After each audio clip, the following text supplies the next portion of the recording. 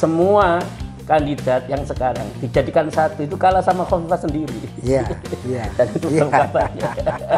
Jadi kalau 2%, 1%, 3%, 40 jadi satu, belum sampai ada yang 40. Iya. Jadi tenang saja. Banyak yang menduga nggak ada yang melawan Bu Khofifah. Kalau nggak ada yang Bu Khofifah, hanya dua alternatifnya.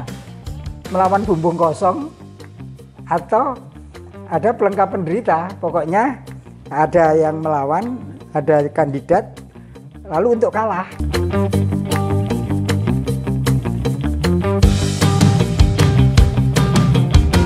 Pemirsa Bilik Optika yang kami hormati, kali ini kita ketemu dengan Profesor Masud Said untuk berbincang-bincang tentang pemilihan Gubernur Jawa Timur. Profesor Masud Said ini adalah komisaris dan pengawas Bank Jatim. Beliau adalah dosen dan ketua Pascasarjana Universitas Islam Malang.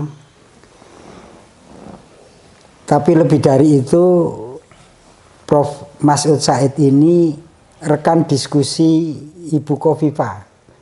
Jadi beliau menjadi partner diskusi, rekan diskusi itu kira-kira sejak beliau di Sekretariat Negara ya. Beliau sering ketemu dengan Bu Khofifah, lalu kemudian diajak bersama-sama untuk diskusi dan bekerja bersama-sama di Kementerian Sosial. Ya. Nah, ketika beliau jadi gubernur, nah rekan diskusi ini terus berjalan sampai hari ini. Ya. Jadi karena itu kalau kita berbincang-bincang tentang Jawa Timur dan Gubernur Jawa Timur, lalu pemilihan Gubernur Jawa Timur nanti akan datang, itu insya Allah Pak Masud Said ini katam. Yang pertama begini, Prof. Setelah Pilpres ini dan Pileg ini, itu kan ini yang mungkin menjadi sinyalemen banyak pengamat. Pilpres itu memberikan isu besar, sampai Pileg itu kalah. Ya. Yeah. Jadi kalau karena kita perhatikan kemarin kan Pilpres itu luar biasa perhatiannya, semua tertumpah pada pemilihan presiden, sehingga Pilegnya aja nggak ada perhatian. Bahkan sekarang di Mahkamah Konstitusi kan Pilegnya itu juga nggak ada perhatian. Nah begitu juga masuk kepada pemilihan kepala daerah se-Indonesia, itu perhatian juga nggak besar, sehingga banyak sektoral ya, apa itu provinsi ya provinsi, lalu kabupaten kota, semua tersentral. Tapi lebih dari itu memang perubahan peta politik setelah Pilpres itu, koalisi dan sebagainya itu berpengaruh kepada Jawa Timur. Betul. Kami coba berbincang-bincang sama Prof. Said, apakah itu kuat pengaruhnya kepada ini pemilihan gubernur akan datang, perubahan peta politik di nasional itu? Iya, terima kasih Pak Ari Bowo yang saya hormati, Optika TV yang saya muliakan kawan-kawan semua. Jadi teorinya itu semua event besar yang ada di nasional, apalagi jaraknya tidak jauh, itu pasti berpengaruh. Berpengaruhnya variasi, terserah pada titik mana, sektor mana, lokasi mana, dan lapisan mana itu berpengaruh. Kalau bicara Ibu Khofifah, ya saya kenal beliau, saya masuk Jakarta 2011-2014 di Sekretariat Kabinet, kemudian diajak beliau seperti yang panjenengan katakan di Kementerian Sosial, tidak ada masalah. Saya tahu betul beliau pekerja keras, full energi, dan penuh dedikasi. Dan di Gubernur Jawa Timur itu juga menunjukkan satisfaction, kepuasan juga sekitar 75-82, itu menunjukkan di atas rata-rata kepala daerah nasional, itu faktanya. Dan untuk yang pertama memahami Bu Khofifah itu harus dipahami sejak Pilkada 2008. Di mana 2008 itu dengan pasangan dari kepolisian dan tentara itu hampir mencapai separuh. Kalau bahasa saya itu dulu bondonya ya bondo nekat, separuh. 2013 juga separuh. Dan baru 2018 karena pengaruh beliau sukses sebagai salah satu Sri Kandi, kata Pak Jokowi, menteri yang aktif, menteri yang tidak punya masalah, menteri yang masuk terjun ke relung-relung daerah-daerah masyarakat, itu ya hampir 60%. Nah, setelah beliau dipahami bahwa punya minimal separuh, sekarang selama 4 tahun ini beliau datang ke lapisan-lapisan. Beliau menyapa wilayah-wilayah. Saya diskusi sama beliau dan Pak Emil, kita dual strategi aja bangunannya itu.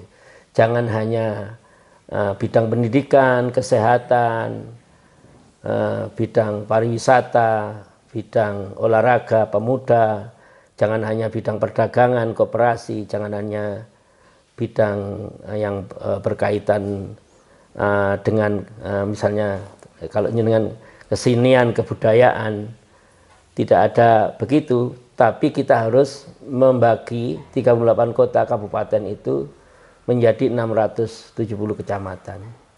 Nah, di antara kecamatan-kecamatan itu kita punya 8.000 desa. Disitulah baru ketemu apa yang paling dibutuhkan di daerah-daerah yang kelas A, yang ekonominya sangat kuat dan keuangannya kuat. Itu adalah Surabaya, Bojonegoro, Sidoarjo, mungkin Malang Kota, Kediri, dan beberapa kabupaten kota yang ekonominya itu dibiarkan saja alamiah dia naik. Tapi bagaimana dengan 10 daerah lainnya? Katakanlah Situbondo, Bondowoso, kemudian 3 kabupaten di Madura yang tingkat kemiskinannya juga banyak, Sampang, Pamekasan, Bangkalan, ya juga Sumeneb sedikit. Kemudian Kabupaten Malang karena jumlah penduduknya itu salah satu yang tertinggi, ya tentu jumlah yang miskin juga banyak. Dari situ kita cari preskripsinya, dari diagnosa itu. Nah, oleh karena itu beliau datang ke Banyuwangi, datang ke Trenggalek, datang ke Madiun, datang ke Madura, datang ke Malang, datang ke Gresik, datang ke Bondowoso, Situbondo, Jember, datang ke semua 38 itu khatam, kholas kalau bahasa ini sudah selesai, sudah mumtaz itu sempurna. Dan itu tidak hanya didatangi, tapi program-program juga dikawal. Tidak hanya dikawal dan didatangi, tapi komunikasi politik dengan pemerintah dan masyarakat, pondok pesantren, perguruan tinggi, semuanya saya lihat sudah dilakukan dengan sebaik-baiknya. Melebihi dari yang saya catat gubernur-gubernur yang biasanya di atas meja, pidato-pidato, beliau tidak. Inilah yang menjadi kekuatan utama. Mungkin ya, pernyataan saya ini mungkin subjektif. Tapi silakan dikomparasi. Hal-hal yang saya amati itu mungkin benar, ya mungkin tidak, tapi saya yakini itu sebagai sebuah data, fakta, eviden yang dalam penelitian itu mensupport bahwa dia akan sangat kuat di Jawa Timur. Iya, jadi banyak pengamat, terutama juga orang-orang akademisi, masyarakat itu melihat Bu Khofifah ini gubernur yang baik, ya. Gubernur yang pintar. Dia dulu mahasiswa saya, ya, pintar. Benar. Kalau Bapak ini Profesor Aribowo sampai sekarang. Beliau ini orang pintar, orang baik, ya. Lalu kerjanya juga bagus. Tapi kalau running sekarang 2024 itu yang kita banyak jadi pertanyaan, mungkin nanti kita diskusi sama Prof. Hasil survei kawan-kawan itu, apapun lah survei itu kita hormati lah ya. Model apapun lah. Tapi beliau ini kan suaranya 37% sampai dengan 40%. Yeah. Artinya bahwa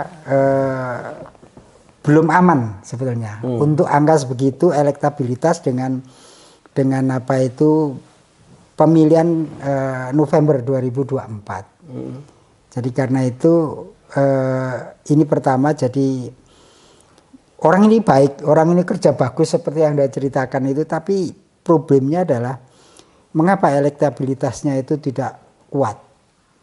Ada satu kepala daerah misalnya di Surabaya ya, Erik itu, survei kami itu 60% lebih Oktober kemarin ya.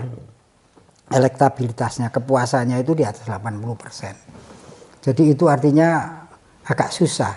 Tapi fenomena itu hampir sama dengan Jawa Timur.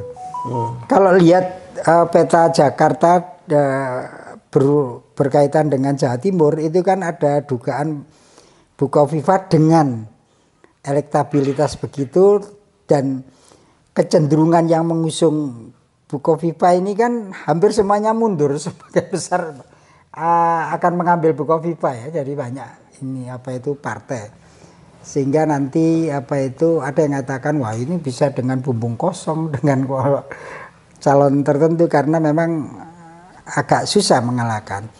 Tapi ada beberapa tokoh yang mungkin bisa agak jadi rival jadi Bukovifa. Nah, pertanyaannya adalah mungkin dibandingkan dengan misalnya Pak Karwo periode kedua ya. Itu kan mungkin ya prestasinya sama lah, hampir sama. Tapi popularitasnya, lalu isunya yang muncul, Pak Karwo itu kan tinggi sekali elektabilitasnya. Sementara beliau ini orang baik, Bukovifa ini. Hubungannya dengan, tapi nggak terlalu tinggi. Jadi kami kadang-kadang bertanya, apa yang menyebabkan itu bisa seperti itu? Mungkin ya nanti kalau bisa running ya, sudah itu mungkin bisa naik juga terjadi, atau bisa juga terjadi, ini namanya diskusi ya. Lalu kalau rivalnya itu kuat, siapa yang kira-kira bisa menjadi rival kuat bagi Bukovifa itu bisa menjadi keket gitu ya kalau bahasa Jawa. Oh, okay. Ya, itu gimana menurut Prof? Ya, kita mengamati siapa yang tertinggi 41%, ya. Siapa di bawahnya masih 15-16%, ya. Dan itu juga tidak kurang juga dari Mas Emil, ya. Atau Bu Risma mungkin 9-6%. Kalau Emil Dardak ini menurut jenengan itu akan jadi wakil atau ditarik Jakarta jadi menteri kira-kira isunya? Dua-duanya mungkin karena ya.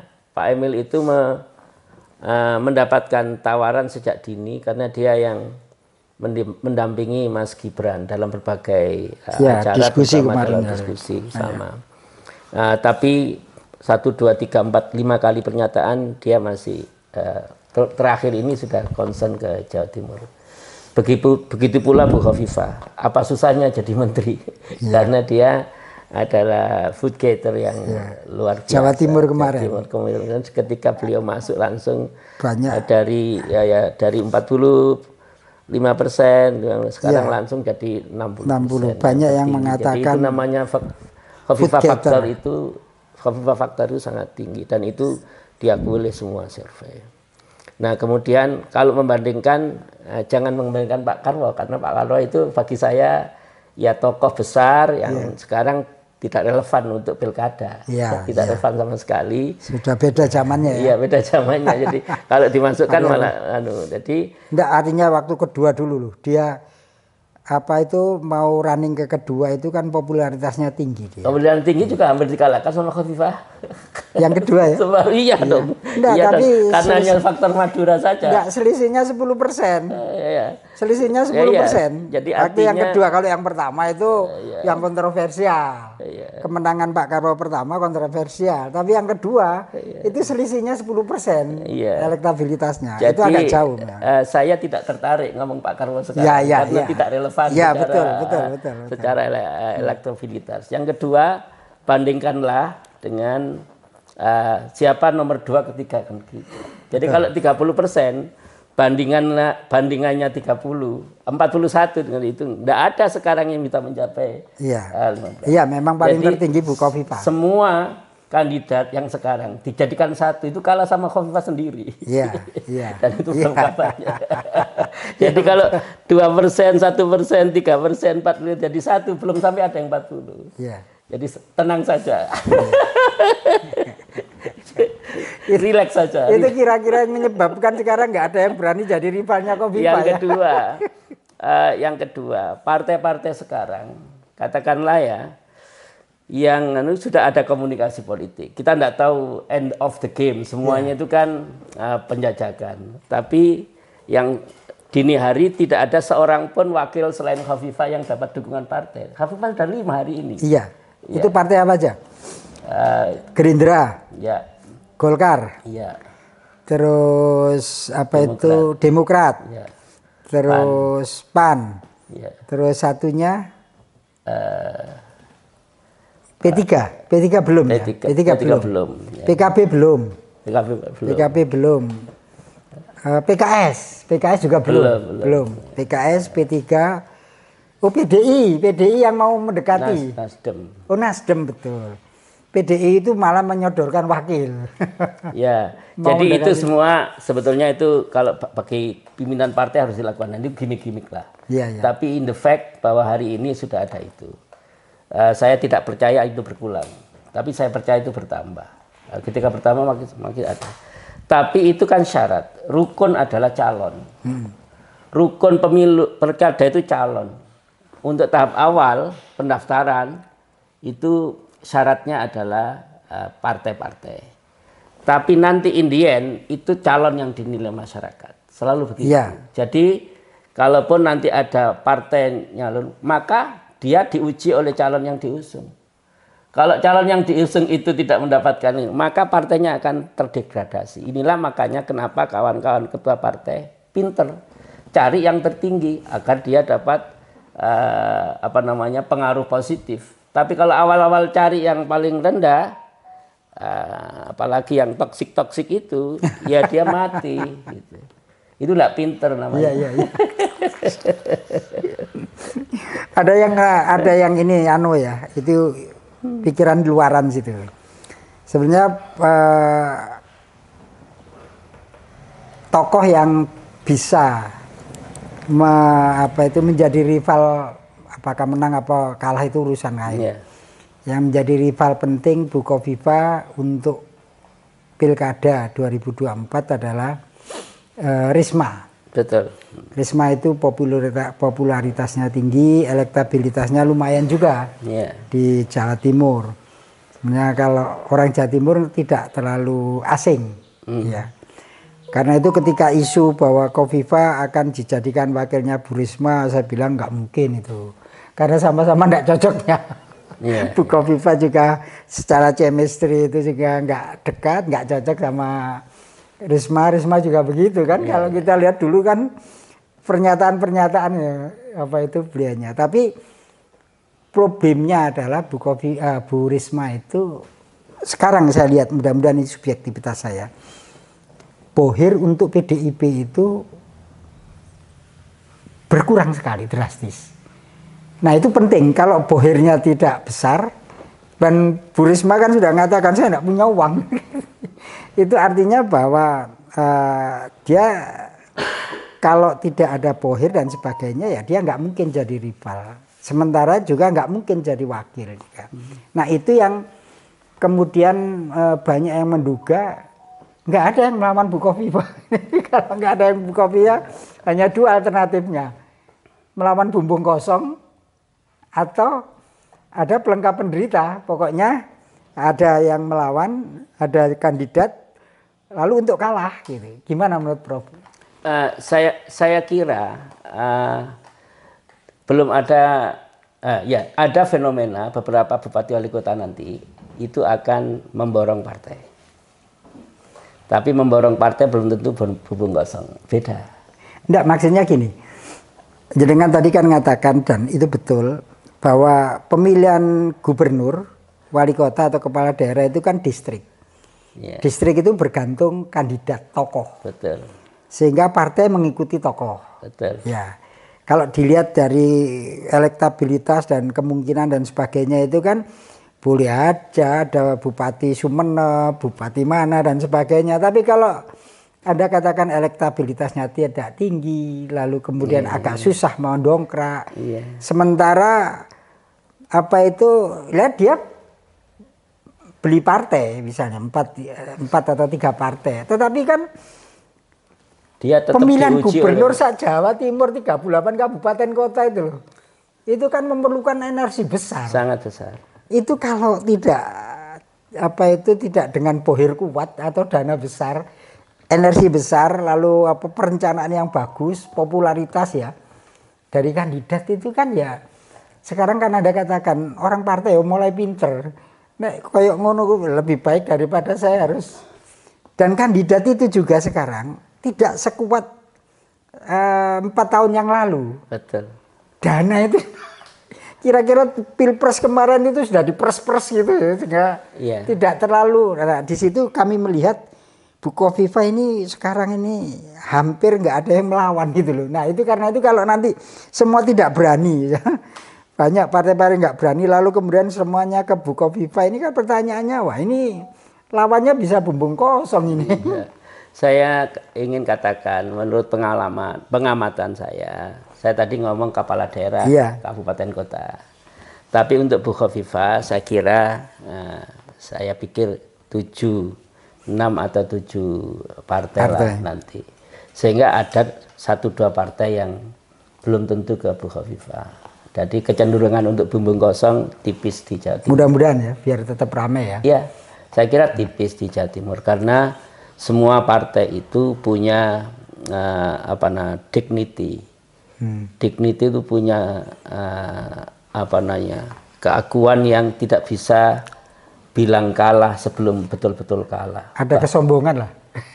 Kalau mau agak negatif itu kesombongan tersendiri. Dignity itu sesuatu yang positif bagi seseorang. Pride itu.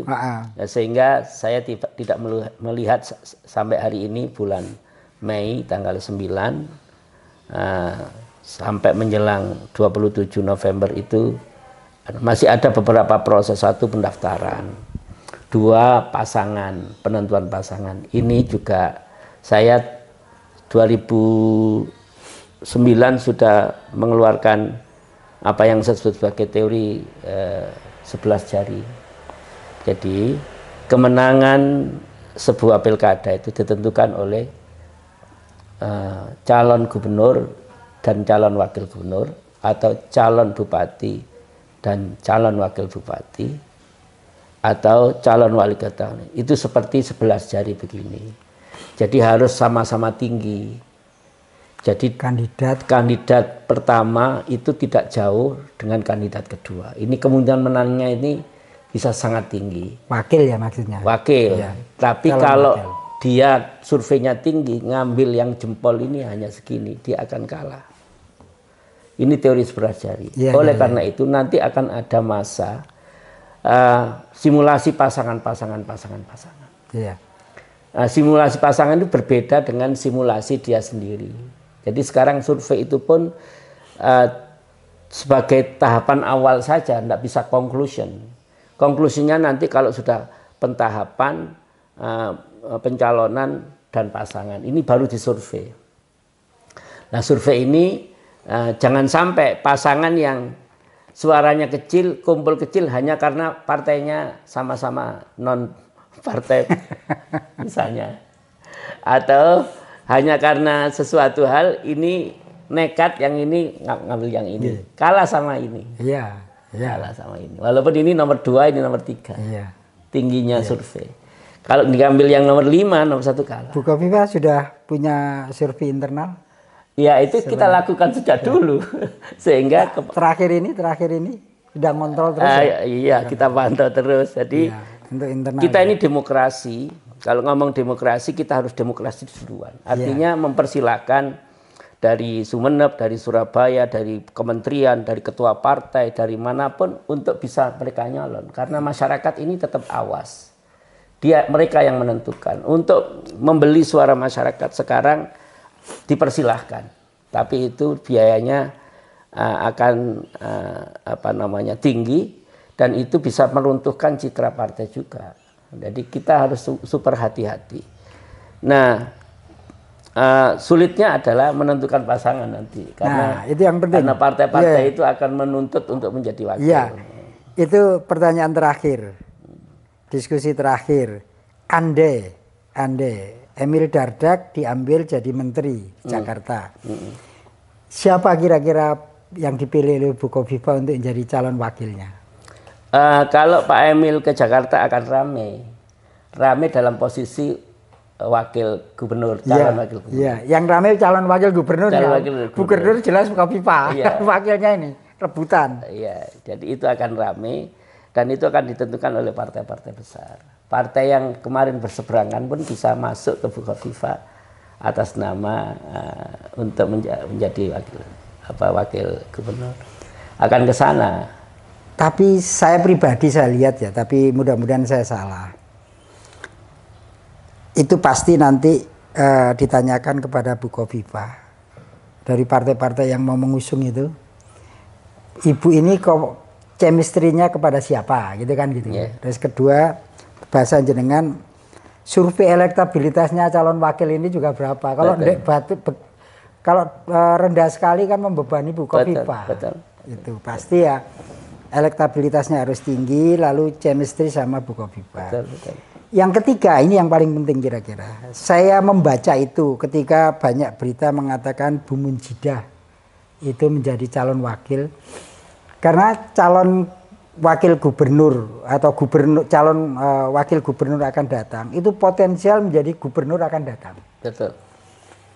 Kalau perspektifnya NU pasti mencari yang NU kan, jadi apapun itu partainya dan sebagainya itu.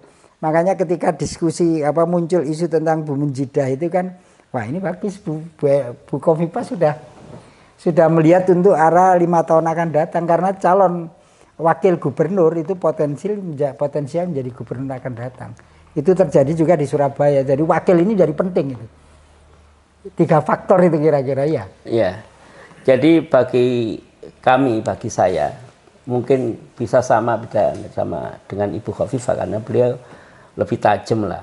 Beliau antenanya lebih karena pengalaman politiknya sejak dia muda juga. Insting politiknya tinggi, ya. jadi muda. Tapi teori saya selalu konsisten bahwa don't put the egg in the same brackets.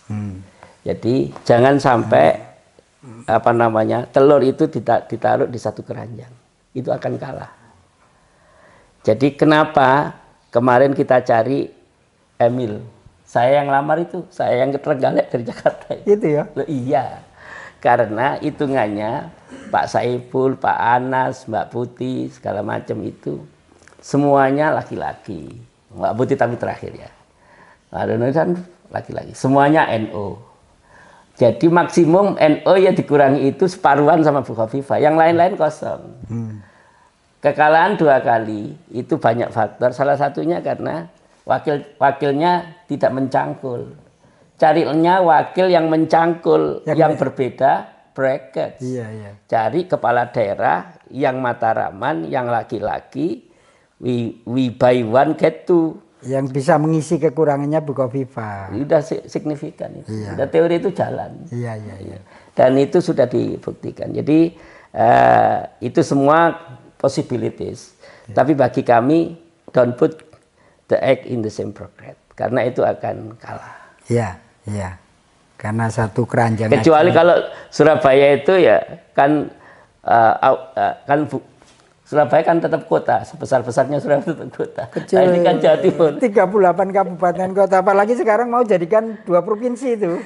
Provinsi Mataraman ya. Tapi ini hanya pendapat saya. Iya. Jadi hanya pendapat saya, semuanya kemungkinan. Tapi kalau bagi kami teori-teori lapangan itu atau survei-survei lapangan tidak memungkinkan kita memilih sama-sama NU, sama-sama perempuan dan sama-sama. Iya, spesifik nanti elektabilitasnya malah mendowngrade Bukoviva. Iya. Jadi sejauh ini itu possibility, semuanya mungkin. Politik tidak ada yang tidak mungkin. Jadi artinya NU tetapi dia punya perspektif macam-macam. Dia di Mataraman, dia di sini, dia ada sini, jadi melengkapi Khofifa lah ya. Tidak harus NU aktif sebagai pengurus. Karena toh akhirnya juga Emil juga NU akhirnya juga. dia ke pondok, dia ke pesantren, dia Pokoknya kalau sudah wallahul muwaffiq ila aqwamit thoriq. Itu bab gampang lah. Bagi kami di pemerintahan tidak masuk sebagai kalau ndak apa itu kunut gitu ya tidak perlu. Dalam pilkada tidak perlu itu dihitung sebagai Nah, itu kan kadang-kadang kalau di dalam voting behavior itu kan faktor sosiologis. Iya. Ya, kami dekat, beliau sangat dekat. Misalnya Bu Minjita sama Bu Khofifah itu kayak saudara. Apalagi pembinanya, salah satu pembinanya Bu Khofifah itu adalah keluarga Bu Minjita, yaitu punya Bupati ya Jombang ya. Bupati Jombang. Saya kira begitu. Kami terima kasih. Ini pendapat pribadi saja, belum mencerminkan apa yang akan dipikirkan Bu Khofifah, tapi diskusi tetap berlanjutan. Saya terima kasih.